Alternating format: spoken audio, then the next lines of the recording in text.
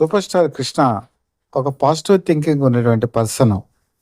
ఆయన ఏదైనా ఒక సలహా చెప్పారంటే, ఆ సలహాకి చాలా వాల్యూ ఉండేది. ఒక చిన్న ఉదాహరణ ఏంటంటే, సినిమా ఇండస్ట్రీలో నిర్మాత అందరూ కూడా సమావేశమయ్యారు. వాళ్ళు తీర్మానించుకున్నది ఏంటంటే, సినిమా బడ్జెట్ పెరిగిపోతోంది.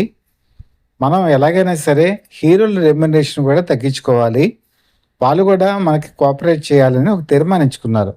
ఇది 1976లో జరిగిందండి. వాళ్ళెళ్లి సూపర్ స్టార్ కృష్ణతో చెప్పారు. సార్ మేము ఇలా తీర్మానించుకున్నాం. మీకు కూడా ఒక విషయం చెప్దామని చెప్పేసి. విషయం ఏంటి అంటే హీరోలు కూడా రెమ్యునరేషను అందరికీ కూడా కోఆపరేషన్‌తో ఉండాలి. దానికి ఆయన నవ్వి అక్కడున్న నిర్మాతలతో చెప్పారట. మీరందరూ నాతో సినిమాలు తీశారు. ఒకళ్ళో ఇద్దరో తప్ప నాకు ఫుల్ పేమెంట్స్ ఇచ్చిన వాళ్ళు ఎవరూ లేరు అని చెప్పేసి. అది విన్న వాళ్ళందరూ కూడా ఒక్కసారి గతుక్కుమన్నారు. అదప్పుడు ఆయన చెప్పారట, మీకు కోఆపరేట్ చేశానా లేదా? నిర్మాతలు నాకు పూర్తి స్థాయిలో డబ్బులు ఇవ్వకపోయినా కూడా డబ్బింగ్ చెప్పానా లేదా? వాళ్ళ సినిమాలు రిలీజ్ అయ్యాయి లేదా అనేటప్పటికి నిజమే సార్. మీరు మాకు కోఆపరేట్ చేశారు. మీరు నిర్మాతల మనిషి. కాకపోతే ఊళ్ళే మేము ఇలా తీర్మానించుకున్నా అని మీతో చెప్పామని మాత్రమే వాళ్ళు నీళ్ళు నవ్వలేరు. అంటే దీన్ని బట్టి అర్థమైంది ఏంటంటే ఆయన ఎవరికీ కూడా సహాయం చేయనటువంటి వ్యక్తి అంటూ ఎవరూ లేరు. అలాగే ఆ పాజిటివ్ థింకింగు, సలహా కూడా ఏదైనా చెప్తే దానికొక ఒక అర్థం, పరమార్థం కూడా ఉండేది. అది పాటిస్తే వాళ్ళు ప్రయోజనం పొందేవాళ్ళు. పాటించకపోతే ఇబ్బందులు కూడా ఎదురయ్యేవి. దానికి కొన్ని ఉదాహరణలు ఏంటంటే 1983వ సంవత్సరంలో super star Krishna, prince Mahesh Babu కలిసి తొలిసారి నటించినటువంటి 'పోరాటం'. ఇందులో జయసుధ హీరోయిన్. బాలనటుడిగా ఎంట్రీ ఇచ్చినటువంటి మహేష్ బాబు ఈ సినిమాలో మంచి ప్రతిభ కూడా మనకు కనపడుతుంది. ఈ 'పోరాటం' అనేటువంటి టైటిలు ఆయనకి నచ్చలేదు. సూపర్ స్టార్ కృష్ణకి సినిమా అంతా కంప్లీట్ అయిపోతున్న తరుణంలో కోడి రామకృష్ణ ఈ సినిమాకి దర్శకుడు. దర్శకుడు అయినప్పుడు చెప్పారు, వద్దు ఈ టైటిల్ 'పోరాటం' అనేది ఎందుకో పాజిటివ్ థింకింగ్కి సరిపోయినట్టుగా అనిపించట్లేదు. కాబట్టి మీరు వేరే టైటిల్ పెట్టుకోండి అని చెప్పేసి చెప్పడం జరిగింది. ఈ సినిమాకి ప్రొడ్యూసరు శాఖమూరి రామచంద్రరావు. ఈ సినిమా బడ్జెట్ ఇంతని జనరల్గా దర్శకులు చెప్తారు కదా. అలాగే కోడి రామకృష్ణ ప్రొజెక్షన్ కూడా శాఖమూరి రామచంద్రరావుకి ఇంత బడ్జెట్ అవుతుందని చెప్పడం జరిగింది. కానీ సినిమా కంప్లీట్ అయ్యేటప్పటికి అది పెరిగింది. దాంతో వాళ్ళకి మాట పెరిగింది, వైరుధ్యం వచ్చింది. చివరికి ఆవేశాల్లో ఒకరినొకరు తిట్టుకోవడం ప్రారంభించారు. చివరికి ఇద్దరు కొట్టుకునే పరిస్థితి కూడా వచ్చారు. అప్పుడు కోడి రామకృష్ణకి అర్థమైందంటే ఆయన చెప్పింది నిజమే కదా, 'పోరాటం' అనే టైటిల్ ఎందుకో పాజిటివ్ థింకింగ్ అనిపించట్లేదు. అప్పటికి పబ్లిసిటీ అయిపోయింది, పోస్టర్లు అన్నీ కూడా రిలీజ్ అయిపోయాయి. ఇంకా మార్చేటువంటి పరిస్థితి లేదు. దాంతో ఆ టైటిల్ని అలాగే ఉంచేశారు. సినిమా రిలీజ్ అయింది, మంచి విజయాన్ని నమోదు చేసుకుంది. కానీ ఆ నిర్మాత శాఖమూరి రామచంద్రరావుతో కోడి రామకృష్ణ వంటి విభేదాలు అలాగే ఉండిపోయాయి. ఇది పక్కా వాస్తవం. అంటే ఆయన టైటిల్ విషయం దగ్గర నుంచి శుభం కార్డు పడేంత వరకు కూడా ప్రతిదీ కూడా ఒక పాజిటివ్ థింకింగ్తో ఆలోచించేవాళ్ళు. అన్నీ పాజిటివ్గా ఉంటే రిజల్ట్ కూడా పాజిటివ్గా ఉంటుంది అని ఆయన నమ్మేవాళ్ళు. ఇందులో రిజల్ట్ బాగానే ఉంది, సినిమా సక్సెస్ అయింది. కానీ ప్రొడ్యూసర్కి, డైరెక్టర్కి మధ్య ఒక ఆఘాతం వచ్చింది కదా, అదనమాట. తర్వాత 1985 సంవత్సరంలో కోదండరామిరెడ్డి మహాసంగ్రామం సినిమా ప్లాన్ చేసినప్పుడు అప్పుడు ప్లానింగ్ ఏముంది, ఆల్మోస్ట్ ఆల్ షూటింగ్ కూడా అయిపోయింది. ఆ సినిమా రిలీజ్కి దగ్గరవుతున్నటువంటి సమయంలో చాలాసార్లు డిస్కషన్లో కోదండరామిరెడ్డికి సూపర్ స్టార్ కృష్ణ చెప్పారు. పరుచూరి బ్రదర్స్ కూడా చెప్పడం జరిగింది. మహాసంగ్రామం అనేటువంటి టైటిల్ బాగుంది, కానీ కాదని అనట్లేదు. కానీ దీని బదులు కురుక్షేత్రం అని పెడితే బాగుంటుంది అని చెప్పి సలహా ఇచ్చారు. దానికి చాలామంది అడిగినటువంటి ఒక డౌట్ ఏంటంటే, కురుక్షేత్రం కూడా పెద్ద వర్కౌట్ అవ్వలేదు కదా, ఆ టైటిల్ పెడితే బాగుంటుందా అని. కురుక్షేత్రం ఫెయిల్యూర్ అవ్వలేదు, కురుక్షేత్రం సక్సెసే అయింది. కాకపోతే దానవీర సూరకర్ణతో కంపేర్ చేసుకుంటే ₹1,00,00,000 కలెక్షన్స్ రాలేదు. కానీ ఆల్మోస్ట్ 50 lakhs వరకు అది గ్రాస్ కలెక్షన్స్ చేసింది. రిపీట్ రన్స్లో కూడా అది మంచి రాబడినే తీసుకొచ్చింది. లాభాలను పెద్దగా తేలేదు కానీ నష్టాలను మాత్రం తీసుకురాలేదు. ఇదే విషయాన్ని సూపర్ స్టార్ కృష్ణ వాళ్ళందరితోనూ చెప్పారు. సినిమా టైటిల్ విషయంలో అనేక తర్జనలు భర్జనలు జరిగాయి.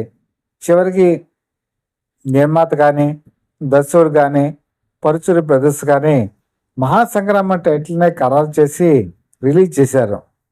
కానీ రిలీజ్ చేసిన తర్వాత సోహన్ బాబు ఈ సినిమా కథ విషయంలో కానీ, తన పాత్ర విషయంలో కానీ హట్ అయ్యారు. తర్వాత మల్టీ స్టార్ మూవీ చేయనని చెప్పారు. ఆ పెద్ద వివాదం చెలరేగింది. అంటే మహాసంగ్రామం టైటిల్ విషయంకి వచ్చేటప్పటికి సూపర్ స్టార్ కృష్ణ ఏదైతే చెప్పారో అది నిజమైంది. సోహన్ బాబు ఓ విధంగా మిస్అండర్స్టాండింగ్ చేసుకోవడం, ఆ తర్వాత ఆయన హట్ అవ్వటం, ఆ తర్వాత అభిమానులు కూడా హట్ అవ్వటం, ఆ తర్వాత సినిమా పెద్దగా విజయం సాధించకపోవటం, ఇవన్నీ జరిగాయి. అదే కురుక్షేత్రం అనే టైటిల్ పెడితే కొంచెం పాజిటివ్ థింకింగ్ ఉంటుంది కదా అని భావించారు. నిజమే, ఒక్కొక్కసారి టైటిల్స్ కూడా నిర్మాతలు ఆలోచించాలి, దర్శకులు ఆలోచించాలి. అవి ప్రేక్షకులను థియేటర్ వరకు రప్పించడంలో ఉపయోగపడతాయి. టైటిల్ కనుక పాజిటివ్గా లేకపోతే మనకి ఇబ్బందులు తప్పవు అని చెప్పేసి రెండోసారి నిరూపితమైనటువంటి సినిమా మహాసంగ్రామం. అలాగే రెబల్ స్టార్ కృష్ణదాస్తో సూపర్ స్టార్ కృష్ణకి మంచి ఫ్రెండ్షిప్ ఉంది. ఇద్దరు మంచి స్నేహితులు. ఒకరి సినిమా ఒకళ్ళు మాట్లాడుకుంటూ ఉండేవాళ్ళు. అలాంటిది రెబల్ స్టార్ కృష్ణరాజు బాబులు గాడి దెబ్బ అనేటువంటి ఒక సినిమాలో నటిస్తున్నప్పుడు సూపర్ స్టార్ కృష్ణ ఆ టైటిల్ విన్నారు. విని రెబల్ స్టార్తో చెప్పారు, సినిమా కథ బాగుంది, నేను విన్నాను, యాక్షన్ మీది బాగుంటుంది, అద్భుతంగా ఉంటుంది, కానీ బాబులు గాడి దెబ్బ అంత పాజిటివ్ థింకింగ్ లేదు, ముఖ్యంగా లేడీస్కి కొంచెం ఇబ్బందిగా ఉంటుంది ఇది టైటిల్ చెప్పడానికి వినటానికి కూడాను, కాబట్టి ఈ టైటిల్ మార్చుకోండి అని చెప్పి సలహా ఇచ్చారు. కృష్ణరాజు కూడా కొంతవరకు దాన్ని తీసుకున్నారు. కానీ ఆ రోజు పరిస్థితుల దృష్ట్యా ఆ టైటిల్నే ఖరారు చేసేసి బాబులు గాడి దెబ్బ అని చెప్పేసి ఆ సినిమా రిలీజ్ అయింది. సినిమా బాగుంటుంది, కానీ టైటిల్ హార్డ్గా, హార్ష్గా, కరుకుగా ఉండేటప్పటికీ చాలామంది సినిమా చూడటానికి లేడీస్ ముఖ్యంగా థియేటర్ దగ్గరికి రాలేదు. ఆ సినిమా అనుకున్నంత స్థాయిలో విజయం సాధించలేదు. విజయం సాధించిందా అంటే సాధించింది, కానీ సూపర్ స్టార్ కృష్ణ చెప్పినట్టు ఇంకొక ఏదైనా మంచి టైటిల్ కనుక పెట్టుంటే ఇంకా బాగా హిట్ అయ్యేదని చెప్పి ఆ రోజు చాలామంది అనుకున్నారు కూడా. ఇలా ఉంటుందండి ఒక్కొక్కసారి టైటిల్స్లో విషయంలో, కథ విషయంలో, ట్రిమ్మింగ్ విషయంలో మనం చెప్పేటువంటి సలహాలు, సూచనలు పాటిస్తే పెద్దవాళ్ళు, అనుభవజ్ఞులు, అది మంచి పాజిటివ్నెస్కి ఒక కారణం అవుతుంది. ఇదంతా ఎందుకు చెప్పానంటే రాజబాబు సూపర్ స్టార్ కృష్ణతో మంచి సాన్నిహిత్యం ఉంది. ఈవెన్ వాళ్ళు సాక్షి సినిమా దగ్గర నుంచి కూడా కలిసి ప్రయాణం చేశారు. అలాగే రాజబాబు అంటే కృష్ణకి ప్రత్యేకమైన అభిమానం. తన ప్రతి సినిమాలో దాదాపుగా రాజబాబుకి ఒక వేషం ఇచ్చేట్టుగా ఆయన చూసుకునేవాళ్ళు.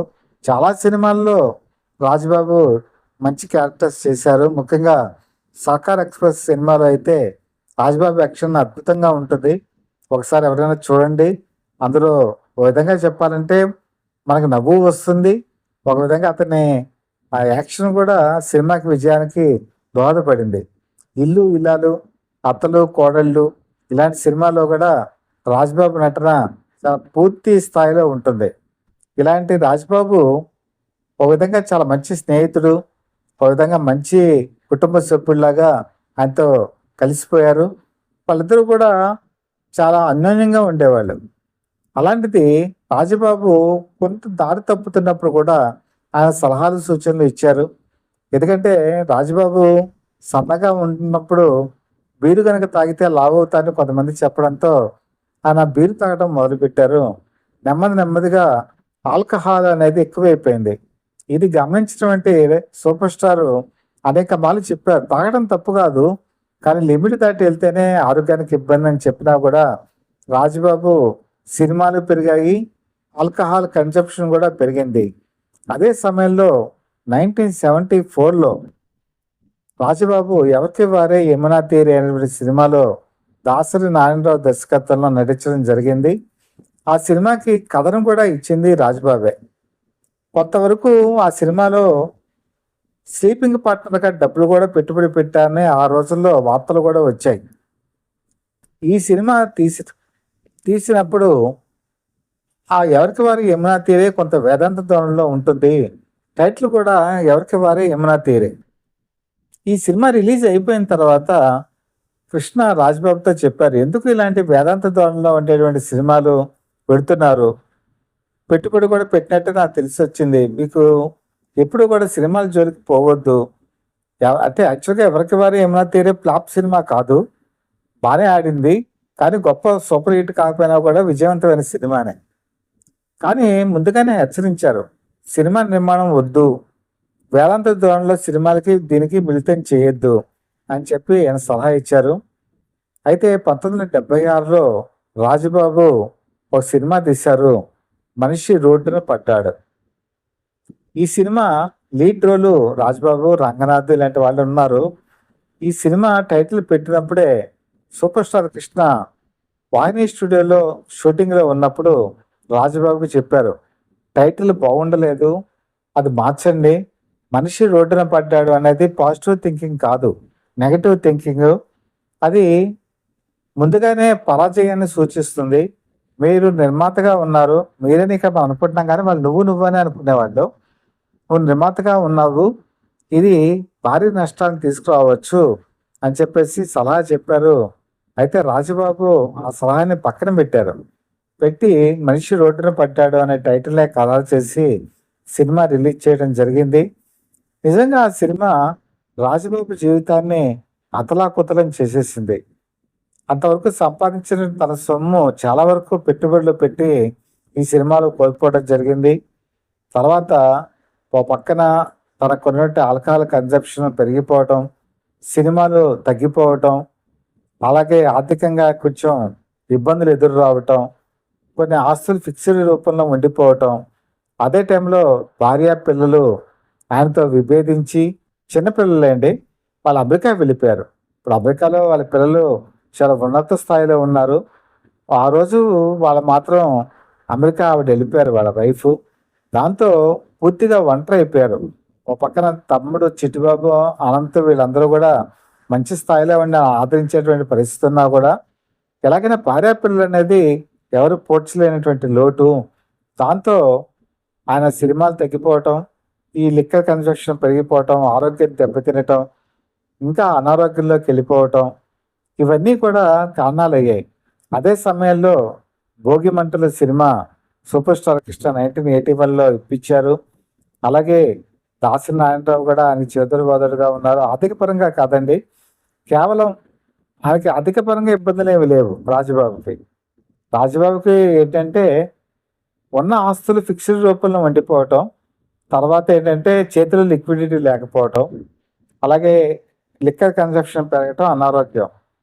వీటికి సలహాలు ఇచ్చేటువంటి పర్సన్స్ దాసరి నారాయణరావు ఇచ్చారు, కృష్ణ ఇచ్చారు, రమాప్రభ ఇలాంటి వాళ్ళు ఆ రోజు ఆయనకి చేదోడువాదోడుగా ఉన్నారు. కానీ ఆ అనారోగ్యం మనని ఏం చేయలేదు కదా! చివరికి హైదరాబాద్‌కి రాజబాబు షిఫ్ట్ అయ్యారు. ఆ అనారోగ్యంతోనే ఆయన కన్నుమూయటం కూడా జరిగింది. మంచి వ్యక్తి. ఆయన లేనిదే సినిమాలు లేనటువంటి రోజులు ఉన్నాయి. అలాంటి వ్యక్తి చివరి రోజుల్లో మరి వర్క్ లేక ఓ విధంగా ఆర్థికమైనటువంటి చికాకులతో అనారోగ్యంతో మరణించడం, లిక్కర్‌కి బానిస అవ్వటం కూడా బాధాకరం. సూపర్ స్టార్ కృష్ణ ఆ రోజు క్లియర్‌గా చెప్పారు. లిక్కర్ తగ్గించుకోమని చెప్పారు. తర్వాత వచ్చిన సొమ్ముని దాచుకోమని చెప్పారు. సినిమా నిర్మాణ జోలికి వెళ్ళొద్దని చెప్పారు. అలాగే 'మనిషి రోడ్డున పడ్డాడు' టైటిల్ బాలేదు మార్చుకోమని చెప్పారు. ఇలా ఎన్నో సలహాలు, సూచనలు ఇచ్చారు. కానీ మనిషి ఎక్కడో అక్కడ తప్పులు చేస్తాడండి. ఆ తప్పులు మహానటి సావిత్రి చేశారు. సినిమా నిర్మాణంకెళ్లారు, దెబ్బతిన్నారు. అలాగే ఎంతో సంపాదించినటువంటి సహజ నటి జయసుధ సినిమా నిర్మాణం జోలికెళ్లారు. డబ్బులు చాలా పోగొట్టుకున్నారు. అలాగే రాజబాబు సినిమా నిర్మాణంకెళ్లారు. డబ్బులు పోగొట్టుకున్నారు. కాబట్టి డబ్బులు అంజలిదేవి లాంటి వాళ్ళు కూడా సినిమాలు తీసి డబ్బులు పోగొట్టుకోవడం జరిగింది. ఇది ఒక జూదం లాంటిది. ఎవరు ఇందులో బాగా పైకొస్తారు అన్నది అదృష్టం నిర్ణయిస్తుంది, దురదృష్టం వెక్కిరిస్తుంది. రాజబాబు జీవితం అతలాకుతలం అవ్వటానికి ఈయన చేసినటువంటి సినిమాలు కూడా నిర్మించిన ఈ సినిమా కూడా ఒక కారణం అని చెప్పి ఆ రోజు విశ్లేషకులు భావిస్తారు. కాబట్టి మనం పెద్దవాళ్ళ సలహాలు, అనుభవజ్ఞుల సలహాలు జీవితంలో గనక తీసుకుంటే మన ఆర్థిక క్రమశిక్షణ బాగుంటుందని ఈ సంఘటనలు నిరూపితమయ్యాయి గదా! మరి మీకేమనిపించింది? కామెంట్స్ రూపంలో తెలియచేయండి. మీరు గనక ఈ ఛానల్‌ని సబ్స్క్రైబ్ చేసుకున్నట్టయితే బెల్ ఐకాన్ ప్రెస్ చేసి సబ్స్క్రైబ్ చేసుకోండి.